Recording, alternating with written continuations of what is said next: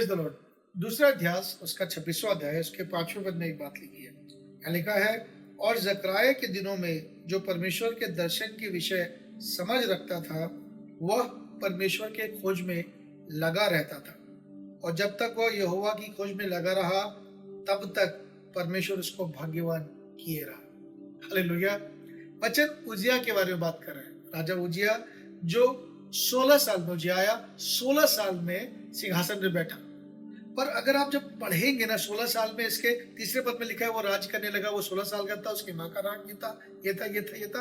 और जो उसके विषय पहली बात लिखी है वो ये लिखा है, वो परमेश्वर की खोज में लगा रहता था। और वचन कहता है, जब तक वो यहोवा की खोज में लगा रहा तब तक परमेश्वर उसको भाग्यवान किए रहा। एक बच्चा जो राजा बना है, जिसके सामने बहुत से चैलेंजेस हैं, वो अपनी लाइफ में पहला काम क्या करता है, वो परमेश्वर की खोज में लग जाता है।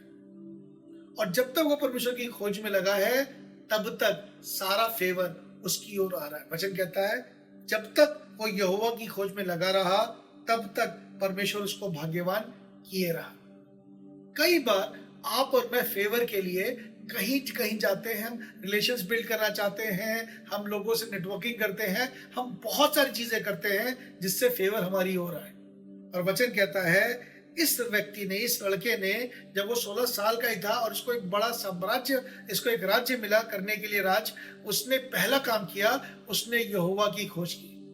और जब तक वो यहोवा की खोज में लगा रहा तब तक फेवर ऑटोमेटिकली इसके पास आता रहा।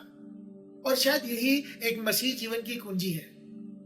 जब तक आप और मैं परमेश्वर के पीछे जाते हैं, संसारिक सारी चीजें, सारी आशीषें हमारे पीछे आती हैं।